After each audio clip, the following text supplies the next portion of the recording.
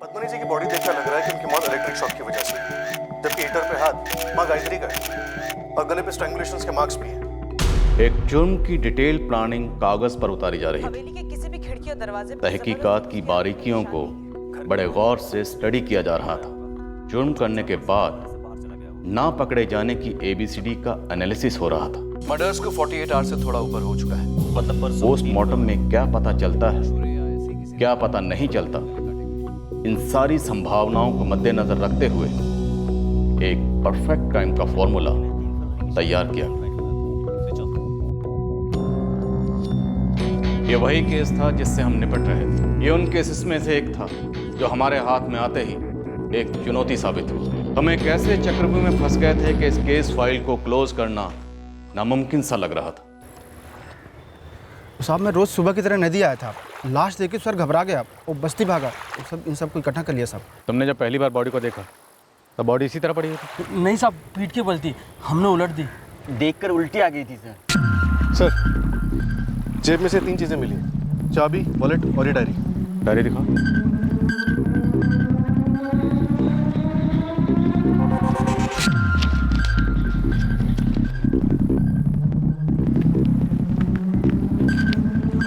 Wallet में से 2 photographs मिले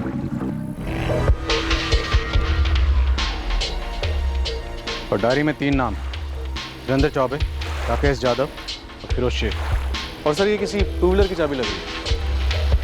सर दूर दूर तक देखा, ना कोई बाइक है, ना कोई मर्डर वेपन्स, ना कुछ। साहब इसका चेहरा इतना बिगाड़ चुका है, कैसे पहचान पाएगा कोई?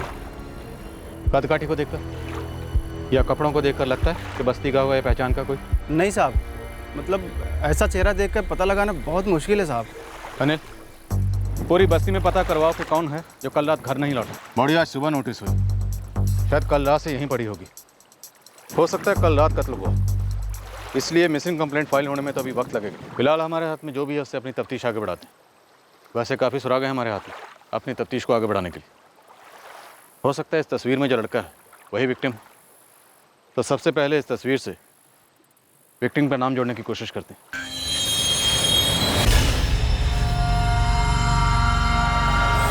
कत्ल कल यानी 16 जून की रात को हुआ होगा।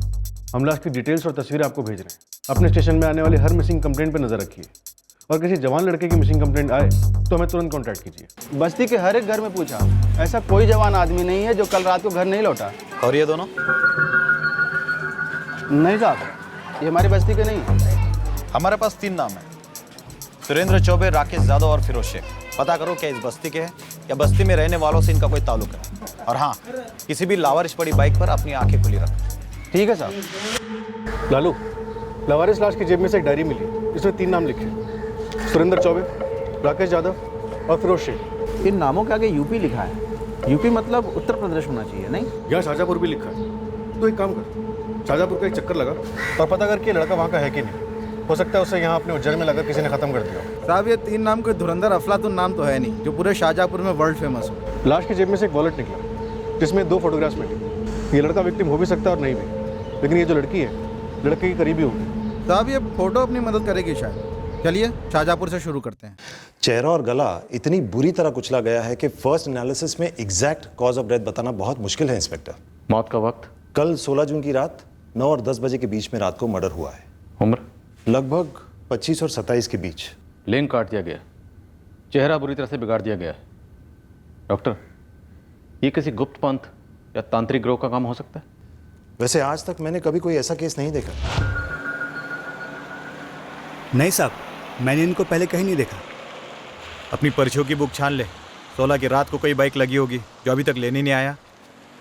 नहीं साहब, ऐसे कोई बाइक या स्कूटर तो यहाँ पे नहीं है।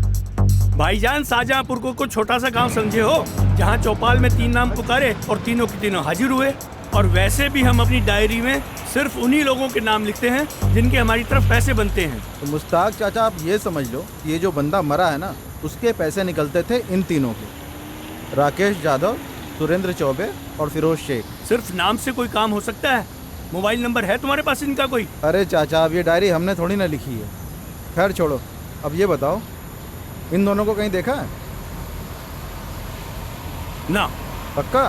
हमारे साथ रह के वक्त जाया ना करो। अगली गली में जिला दफ्तर है, वहाँ इनका चिट्ठा मिल जाएगा। अरे माई बाप, हम तो सिर्फ जड़ी बूटी देते हैं बीमारी के लिए। दमा हो, पुरानी खांसी हो, सब ठीक हो जाता है। ऊपर वाले की रहमत से 2 अच्छी बातें भी कह देते हैं। बाबा कुरैशी, तुम मशहूर हो अपनी झाड़ फूंक के लिए, ये तुम्हारी 2 अच्छी बातें। मालिक, हमारा सब कुछ जुबानी होता है। ये उंगली काटना, आदमियों की लिंग विंग काटना, नहीं जी ना, तौबा, ऐसी विधि हम नहीं करते। पर ऐसी विधि हुई तो है। अब तुम मुझे बताओ कि किसका काम है, कौन है तुम्हारा वो बिरादर जिसने कांड किया है? शिव शिव शिव शिव, ऐसी विकृति के बारे में हमसे पूछ रहे हैं? हम तो प्याज लहसुन तक नहीं खाते। हम आप पर कोई आरोप नहीं लगा रहे, बस इतना बताइए कि ये जो नर बलि की विधि होती है, ये कौन लोग करते हैं? जिस गांव की तरफ कभी जाना ही ना हो तो उसका नाम जानकर हम क्या करेंगे? जगन, 5 थानों की सभी लावारिस 2 व्हीलर्स लाइनअप की, लेकिन ये चाबी किसी की नहीं थी। कल पूरा दिन पूरी रात पेट्रोलिंग गाड़ी ने सारा उज्जैन छान मारा, लेकिन कहीं पर भी लावारिस बाइक नहीं मिली। बस ये चाबी लेके घूम रहा है। जितने भी 2 व्हीलर मैकेनिक हैं सबको टटोलो। हो सकता है कातिल ने सेकेंड हैंड बेच दिया। बाइक की चाबी है तो बाइक भी होगी।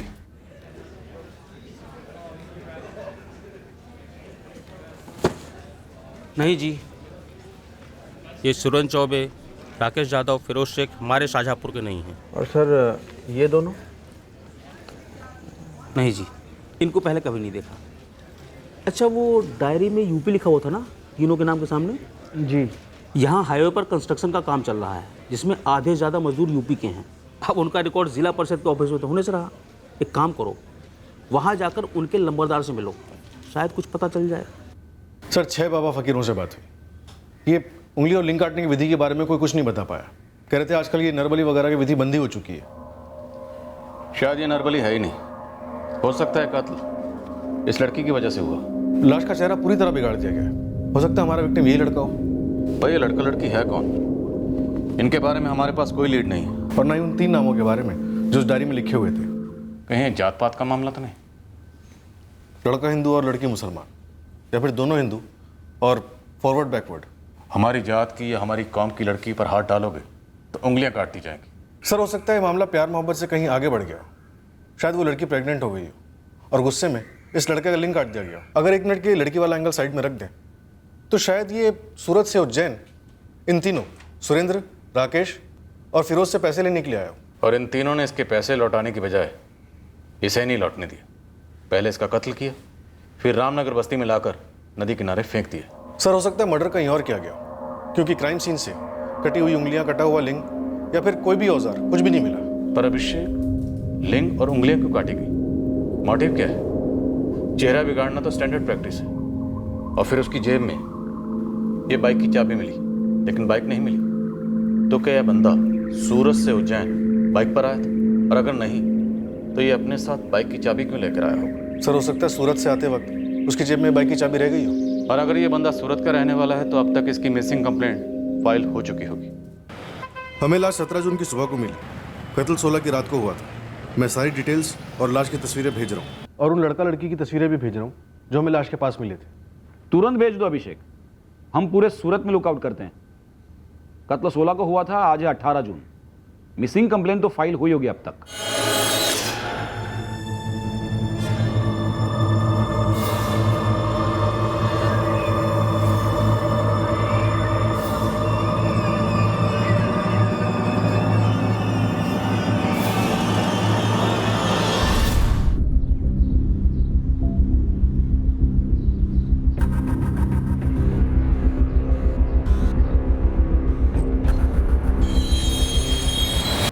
साहब, शाहजहाँपुर में कई चौबे, शेख और जाधव परिवार मिले, पर उनमें कोई भी सुरेंद्र, फिरोज या फिर राकेश नहीं है।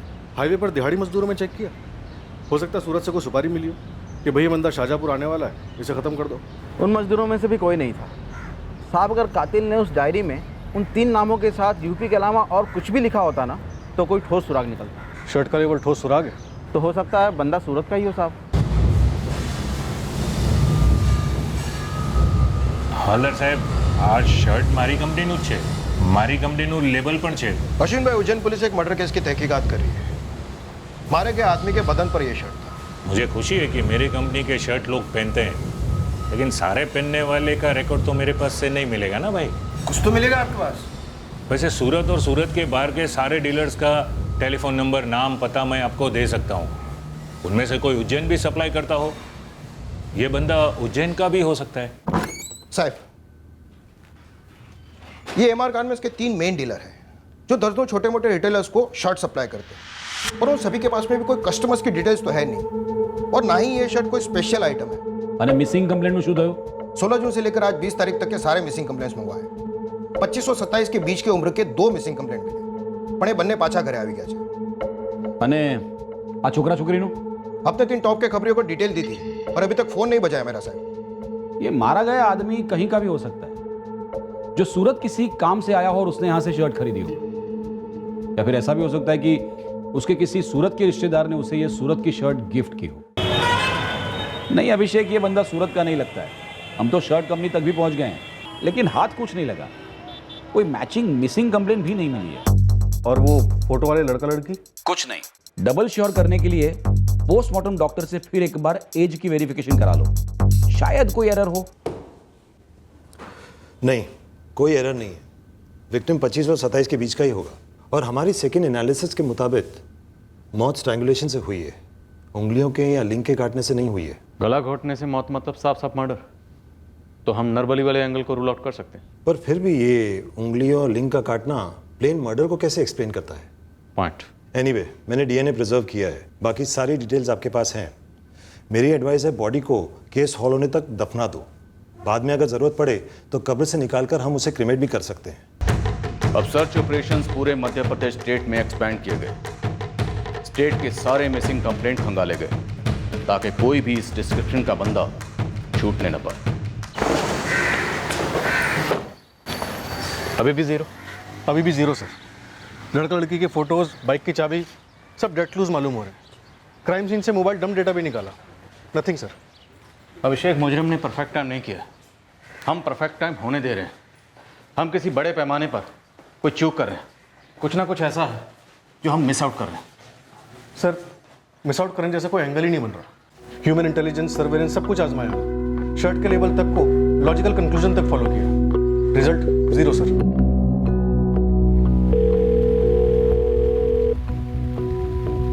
हाँ बोल। पोस्टर चिपका दिए हैं पुलिस वालों ने, 2 अलग अलग इलाकों में देखा, कल अखबार में भी छपा था। कोई बात नहीं, तो एक काम कर, चुपचाप वापस आ जा, मामला अपने आप ठंडा पड़ जाएगा। पुलिस वालों के पास एक यही केस थोड़ी ना है।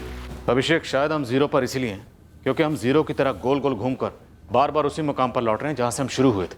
सही दिशा की तरफ हम पहल कर ही नहीं रहे।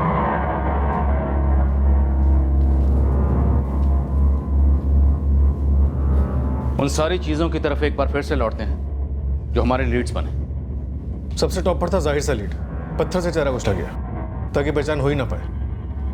लेकिन शर्ट का लेबल छोड़ दिया गया, गलती से या फिर जानबूझकर, ताकि हम सूरत की तरफ भागें और हमारे हाथ कुछ भी ना लगे। अभिषेक, लाश के पास जितने भी सुराग छोड़े गए हैं वो शायद इसी इरादे से प्लांट किए गए हैं ताकि हम घूमते रहें, गोल गोल गोल गोल।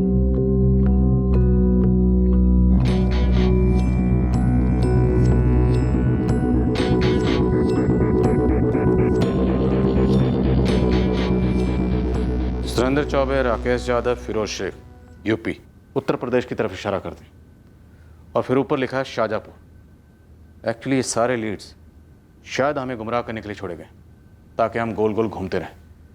हमें बॉडी कहाँ मिलती है? यहाँ उज्जैन में, जो कि शाहजहाँपुर के नज़दीक है।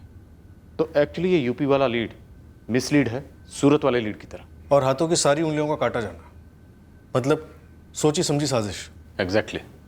फिंगर्स नहीं तो फिंगरप्रिंट्स नहीं, फिंगरप्रिंट्स नहीं तो आइडेंटिफिकेशन नहीं। सर, फोरेंसिक टीम द्वारा क्राइम सीन से सारे फिंगरप्रिंट्स उठवा रहा हूँ। उन्हें हर मुमकिन सस्पेक्ट और हिस्ट्री शीटर के फिंगरप्रिंट्स के साथ मैच करेंगे हम। लिंग भी शायद इसलिए काटा गया ताकि हम खतना पकड़ना पाए। क्या हमारा विक्टिम मुसलमान है?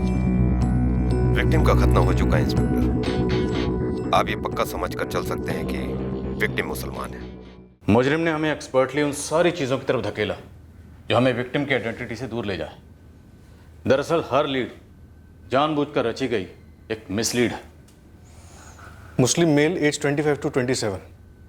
हमें इसे ढूंढना चाहिए सर। यूपी, सूरत, बाइक, चाबी, नरबली, ये सब एक तरफ रखते हैं और इस आदमी की सारी डिटेल्स पूरे एमपी में भेजते हैं।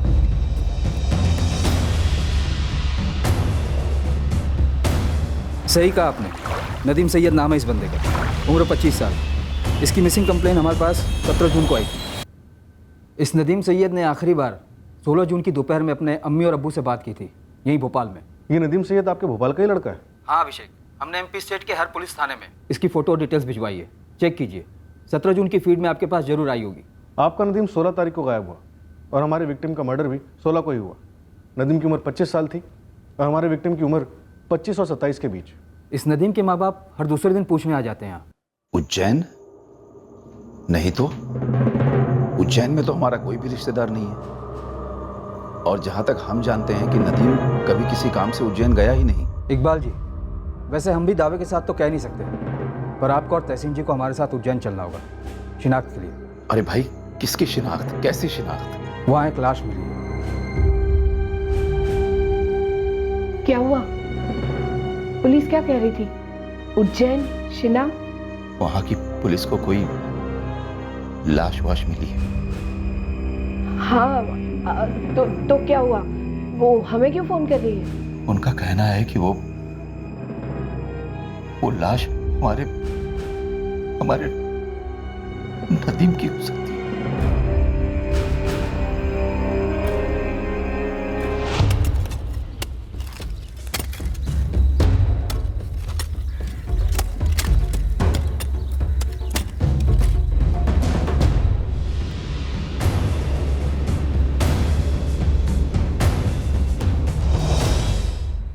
अम्मी, काम से बाहर जा रहा हूँ, आने में थोड़ी देर होगी। जी जनाब, आज सुबह तक हमने उसका इंतजार किया, ये सोचकर कि शायद उसे कहीं दूर भेजा गया हो, और हो सकता है कि उसका फोन भी खराब हो। अब तक वो घर नहीं पहुंचा और ना ही उसका कोई फोन आया है। कल दोपहर से ही नदीम का फोन बंद आ रहा है। आप बोल रहे हैं कि कहीं काम पर भेजा गया हो। क्या काम करता है और भेजने वाला कौन है?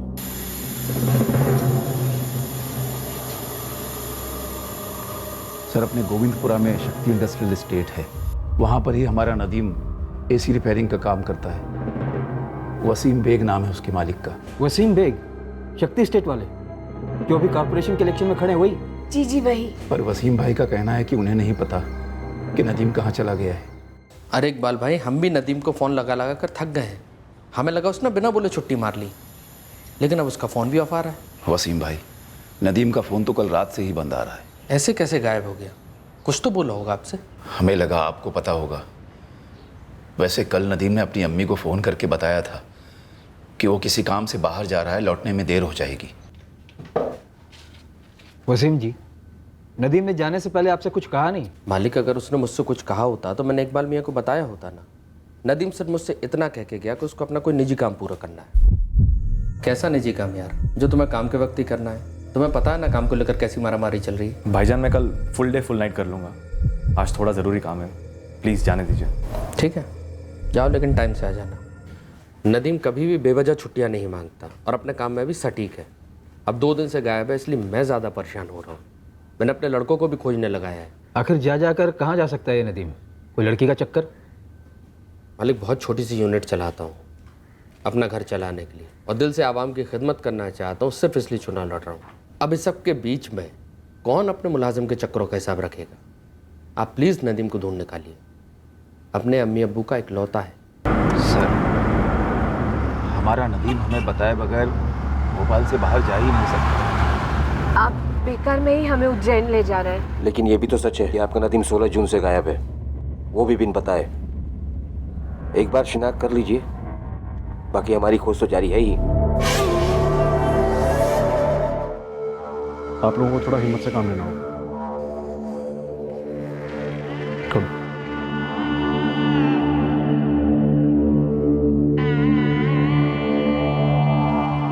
सर, उनके लिए मुश्किल तो था, पर आखिरकार माँ बाप हैं सर। उस हालत में भी उन्होंने आइडेंटिफाई कर लिया, ये उन्हीं का बेटा नदीम सैयद था।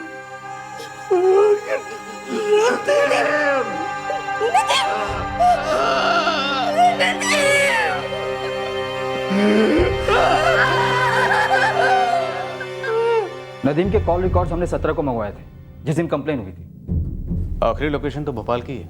तभी तो हमारा सारा सर्च ऑपरेशन भोपाल पर ही फोकस रहा। हालांकि हमने नदीम के सारे डिटेल्स पूरे एमपी में भिजवा दिए थे और भोपाल के सारे एक्सीडेंट के केसेस भी हमने छान मारे थे, छोटे मोटे क्लिनिक से लेकर सरकारी हॉस्पिटल तक। उज्जैन की तो हमने सोची भी नहीं थी, क्योंकि कोई कारण ही नहीं था। वैसे माँ बाप ने शिनाख्त तो कर ली है, तो हम विक्टिम को नदीम सैयद मान सकते हैं, लेकिन फाइनल कंफर्मेशन डीएनए टेस्ट के बाद ही होगा, ताकि डाउट की कोई गुंजाइश न रहे। वैसे दोनों केसेस के बाकी सारे डिटेल्स तो मैच कर रहे हैं, सिवाय इसके कि आखिरी लोकेशन उज्जैन नहीं भोपाल है। और एक अजीब बात है इस फ़ोन को लेकर। कॉल रिकॉर्ड में गौर कीजिए, नदीम का फ़ोन सिर्फ 2 महीने पुराना है और किसी शमशेर खान के नाम पर खरीदा गया है। कौन है शमशेर खान? फर्जी नाम है। आप बता रहे थे कि ये नदीम किसी एसी रिपेयर यूनिट में टेक्नीशियन था? जी हाँ, वसीम बेग की यूनिट में। नदीम इस नंबर से अपने बॉस वसीम, अपने पेरेंट्स, क्लाइंट, कुछ दोस्तों और रिश्तेदारों को कॉल करता था। वसीम बेग की वाइफ रुखसाना को भी कुछ कॉल्स हुए। हमने वसीम और रुखसाना दोनों से कंफर्म भी किया था। इंस्पेक्टर साहब, ऐसे सीधे हमारे घर चले आने से पहले आपको ज़रा सा एहतियात बरतना चाहिए था। चुनाव लौट रहा हूँ, हमारे मुखालफों को पता चलेगा तो बात का पतंगड़ बनाने का मौका मिल सकता है। फिलहाल नदीम नहीं मिल रहा है और मैं ये जानने के लिए आया हूँ कि नदीम ने फर्जी नाम से मोबाइल क्यों लिया। रुखसाना जी, आप कुछ कहेंगी? आपकी तो बात होती थी। नदीम हमारे यहाँ पिछले 3 सालों से काम कर रहा है और इन 3 सालों में उसने कभी भी कोई भी फर्जी काम नहीं किया। निहायती नेक, ईमानदार और मेहनती लड़का है। जिंदगी में कभी कुछ फर्जी कर ही नहीं सकता। बिल्कुल, मैं भी यही कहने वाला था। दरअसल नदीम का पिछला फ़ोन पानी में गिर गया था, इसलिए उसने नए फ़ोन के साथ नया सिम ले लिया। मैंने पूछा भी ऐसा क्यों कर रहे हो, तो क्या बोला? बोला सिम नए इंस्ट्रूमेंट के साथ किसी अच्छी डील में मिल रही है। लेकिन इंस्पेक्टर साहब, ये बात मैं मान ही नहीं सकता हूँ कि नदीम किसी भी तरह का कोई फर्जी काम कर सकता है। आप नदीम को ढूंढ निकालिए, बहुत नेक बंदा है। हो सकता है किसी के बहकावे में आ गया हो, किसी ने फंसा लिया हो, कुछ गलत हो गया हो। सर, हमने हर मुमकिन एंगल टटोला, कहीं ये बंदा नदीम किसी चक्कर में तो नहीं फंस गया। आप लोगों के पास इस एंगल को लेकर चलने का एक मजबूत कारण था, फर्जी नाम। कोई बंदा ऐसा क्यों करेगा? और सबसे बड़ी बात ये कि वो उज्जैन क्यों आया होगा या फिर लाया गया होगा। नदीम का उज्जैन से कोई ना कोई कनेक्शन जरूर था जो भोपाल में कोई नहीं जानता, या फिर जानबूझ के अनजान बन रहा है।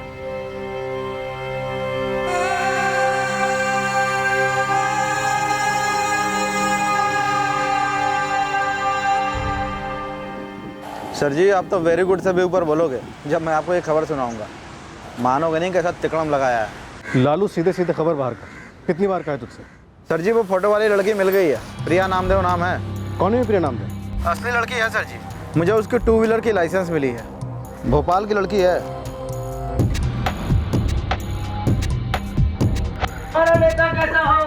भाई जैसा हो, भाई जैसा हो। सलाम वालेकुम खाला, चुनाव जिताना है हमको। हाँ, और जो टैंकर की झंझट है ना, हमेशा के लिए खत्म। जीतेगा भाई, जीतेगा वसीम भाई, जीतेगा जीतेगा भाई, जीतेगा वसीम भाई, जीतेगा। हमारा नेता कैसा हो, जाना है अपने कीमत से। भाई, आपके दूसरे फ़ोन पे उज्जैन पुलिस का फ़ोन आया। क्या बोल रहे थे? नदीम के बारे में पूछ रहा था। मैंने बोला चुनाव रैली के बीच में। ठीक बोला, रैली के बाद उनको कॉल करता हूँ। सर, अनवर इस प्रिया नामदेव को लेने के लिए भोपाल गया। लड़के की बॉडी पर तुलसी की माला। हम सोच रहे थे कि लड़का हिंदू और लड़की मुस्लिम वाला एंगल है, पर अब उल्टा लग रहा है। लेकिन सर, नदीम के पिछले 2 महीने से चल रहे फर्जी नाम वाले नंबर के कॉल रिकॉर्ड्स में कोई भी प्रिया नाम फीचर नहीं हुआ है और प्रिया के मोबाइल में भी सेम है। शायद पहले वाले नंबर से बात हो रही हो, कुछ प्रॉब्लम हुई होगी और नंबर चेंज किया होगा। पर अगर शमशेर के नाम पर पूरी तरह फर्जी सिम लेता तब तो बात समझ में आती। यहाँ नाम फर्जी, बाकी डॉक्यूमेंट फर्जी, पर फोटो असली है नदीम की। माजरा क्या है? प्रिया नामदेव जी, आप नदीम सैयद को जानती हैं? नदीम सैयद कौन है ये? नहीं सर, मैंने इस आदमी को पहले कभी देखा तक नहीं है। और ये बंदा? अब ये कौन है? नदीम के पॉकेट से तुम्हारा और इस बंदे का फोटो एक साथ मिला। पर सर, ऐसा कैसे हो सकता है? मैं ना तो इस इंसान को जानती हूँ और ना ही इस नदीम सैयद को। क्या काम करती हो? सर, मैं इंग्लिश में MA कर रही हूँ यूनिवर्सिटी से, और मेरी समझ में ये नहीं आ रहा है कि मेरी फ़ोटो किसी अजनबी की जेब तक कैसे पहुँची। इसका जवाब सिर्फ नदीम दे सकता था, पर अब नहीं दे सकेगा क्योंकि उसकी भयंकर हत्या हो चुकी है। Oh my God! तो आपको उसकी जेब से मतलब लाश की जेब से?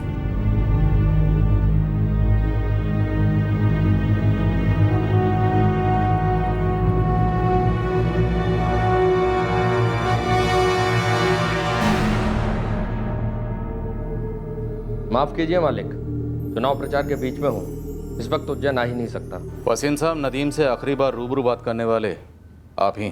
तो ये कोई गुनाह है? नदीम उज्जैन क्यों आया होगा? ये तो मैं अनवर साहब को भी बता चुका हूँ कि मुझे नहीं मालूम कि नदीम का उज्जैन में क्या काम था। कुछ तो बताया होगा।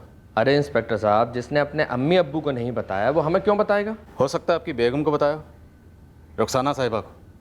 ज़रा उनसे मेरी बात करवाइए। देखिए इंस्पेक्टर साहब, जितना मैं जानता हूँ उतना ही वो जानती है और उतना ही बताएगी। आप बात तो करवाइए।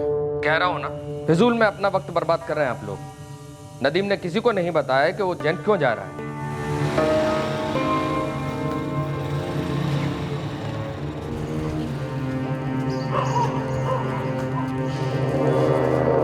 सर, नदीम के पिछले नंबर के कॉल रिकॉर्ड्स आ गए। प्रिया नामदेव? कहीं नहीं सर।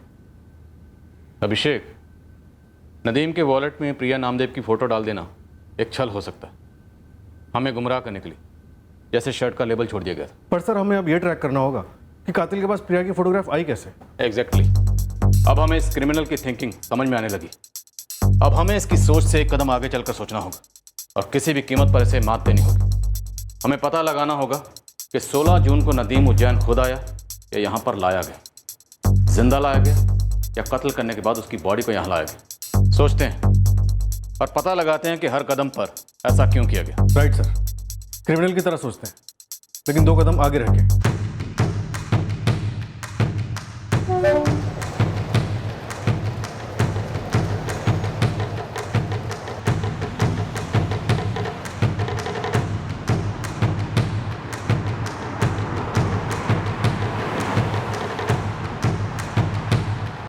सर, ये तो सरासर हैरेसमेंट है।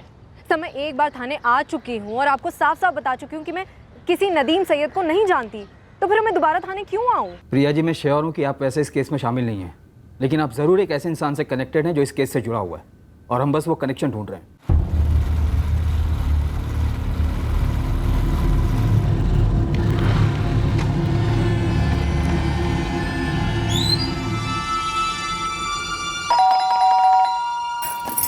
अरे आफ्ताब, तुम? कौन पड़ा है तुम्हारी जान के पीछे? इतना जल्दी में क्यों? वसीम भाई, वसीम भाई, टेंशन हो गई है। सुलेमान को पुलिस उठा ले गई। सुलेमान तक कैसे पहुंचे? अरे नहीं मालूम वसीम भाई, लेकिन अगर सुलेमान ने मुंह खोला ना तो पुलिस को हमारे तक पहुंचने में टाइम नहीं लगेगा। मैं क्या बोलता हूँ, ये इलेक्शन को गोली मारो, यहाँ से भाग जाने का टाइम है। अबे चुप कर। देखो, एक तो सुलेमान कुछ बोलेगा नहीं, लेकिन गलती से भी उसके मुंह से कुछ निकल जाता है तो हम सुलेमान को जानते तक नहीं। अड़े रहना इस बात पे।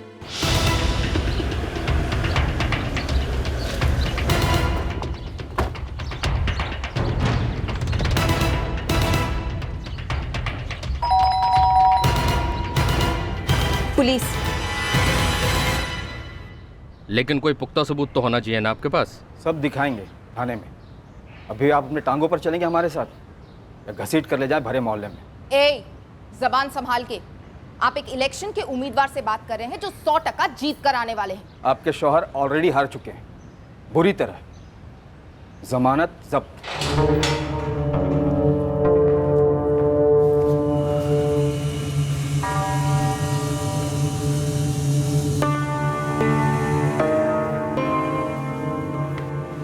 पोस्टर चिपका दिए हैं पुलिस वालों ने। तो एक काम कर, चुपचाप वापस आ जा, मामला अपने आप ठंडा पड़ जाएगा। पुलिस वालों के पास एक यही केस थोड़ी ना है। कौन है यार? हम इसे नहीं जानते। वसीम भाई, खुदा के लिए ऐसा अकेला इनके मुंह में मैं टकेलूं? ये हमारे किसी मुखालिफ की चाल है, हमें फंसाने के लिए। कहीं आप लोगों की तो नहीं? मैं इस आदमी से आज तक मिला भी नहीं कभी। अरे बस करो वसीम भाई, बस करो। साहब, 1 नंबर का झूठा है। इसने मुझसे खुद फोटो मंगवाए, मैंने इसे 2 फोटो दिए। वसीम भाई, ये दोनों कैसे रहेंगे? ये तूने बढ़िया काम किया सुलेमान। नाम क्या है? प्रिया नामदेव। प्रिया के हाल ही में तुमने अपने फोटोग्राफ्स किसी डॉक्यूमेंट के लिए दिए थे? आधार, ड्राइविंग लाइसेंस, पासपोर्ट या फिर सिम कार्ड के लिए? हाँ सर, हाल ही में मैंने अपना ड्राइविंग लाइसेंस बनवाया था। डायरेक्ट आरटीओ से बनवाया था या फिर किसी एजेंट को पकड़ा था? नहीं सर, एजेंट के थ्रू। वहीं आरटीओ के बाहर बैठता है, सुलेमान कादरी नाम है उसका। इस 2 टके के दल्ले ने कहा और आपने मान लिया? ये लड़के, जिसने भी हमें फंसाने के लिए पैसे दिए ना तुझे, नाम बता उनका। किसी और का कि हमारे साथ डाल रहा साले हरामखोर। तूने हम पर हाथ उठाया, हम पर, ये जानते हुए कि हम कौन है। हम जान गए हैं कि तू कौन है, इसलिए तुझे ये ऑटोग्राफ दिए। अभी तो महज खाता खोला, अब धीरे धीरे तेरा एक एक पुर्जा खोले। परफेक्ट प्लानिंग की थी ना तुमने। हम पकड़ने निकले थे आफ्ताब खान को, पर पता चला ये तो पहले से तुम्हारे पास पहुंचा हुआ है। हमारी तो मतलब निकल पड़ी, एक के साथ एक फ्री। आफ्ताब खान, तू बाइक पर था नदीम के साथ, उसे उज्जैन ले जा रहा था। सीसीटीवी फुटेज है हमारे पास।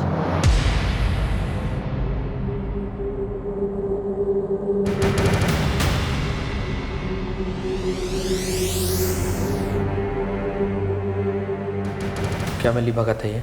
हमारे अपोजिशन में जो खड़ा है उसके साथ तुमने और इन दोनों ने मिलकर हमें बदनाम करने की साजिश रची है।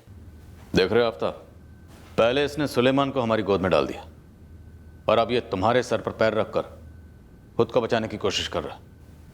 सोच लो क्या करोगे। वसीम भाई के लिए खुद की जान गंवाओगे या खुद की जान बचाओगे?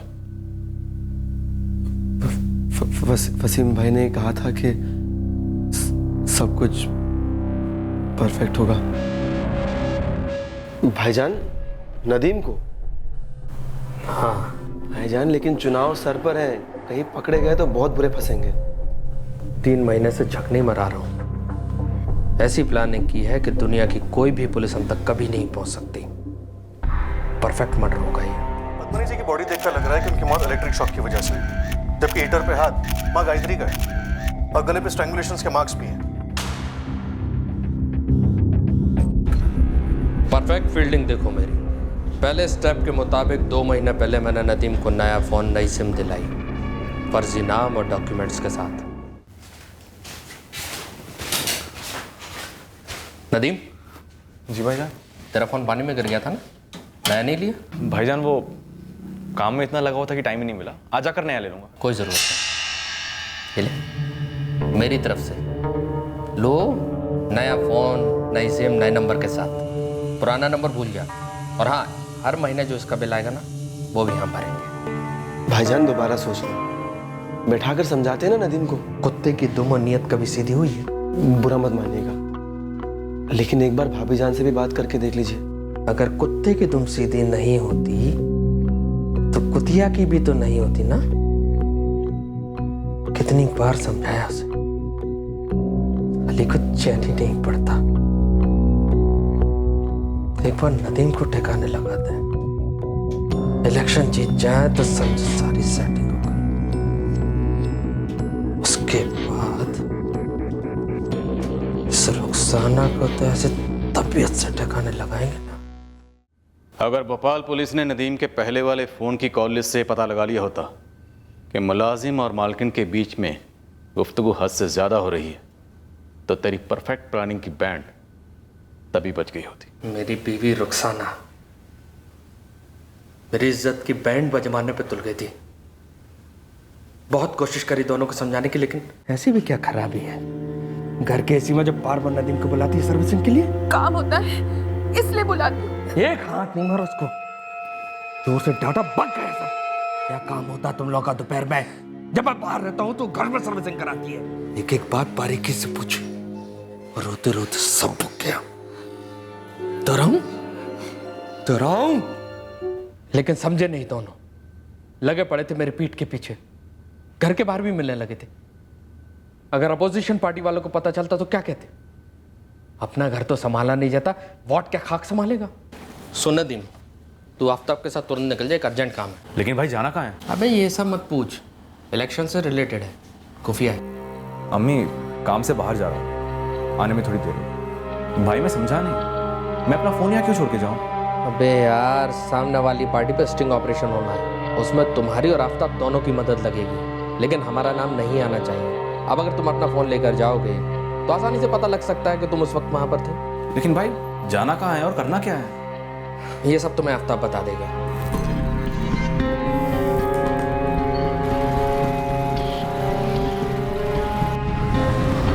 वसीम भाई, नदीम के घर वाले पुलिस के पास जाएंगे जरूर, और फिर बात अब तक आएगी। लेकिन हम तक आते आते रास्ते में दम तोड़ देंगे। मेरे या हमारे खिलाफ किसी को रत्ती भर भी कुछ नहीं मिलना। नदीम मरा है ये खबर भी किसी को नहीं होगी।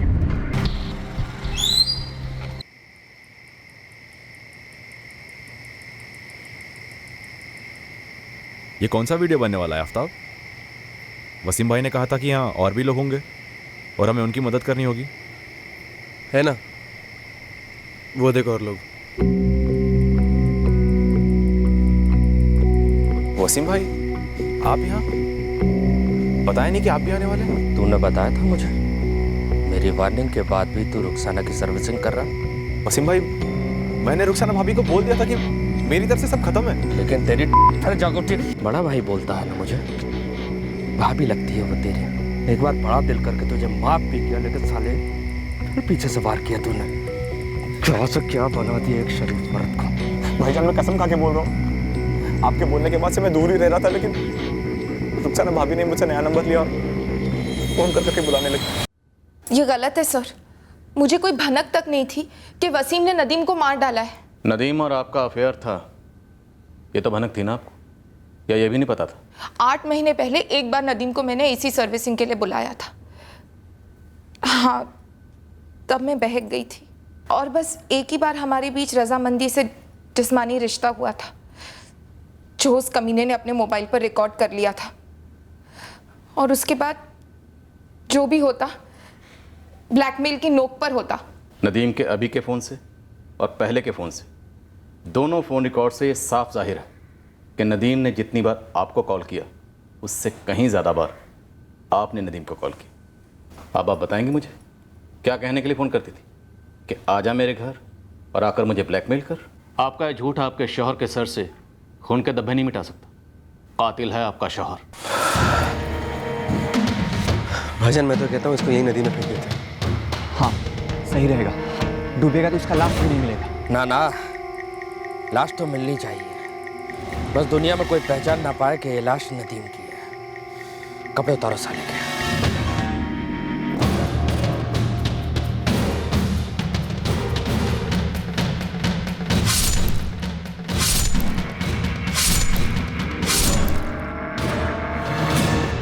पहना दो उसको, पर्स, डायरी, चाबी पैंट के पॉकेट में डाल दो उसके।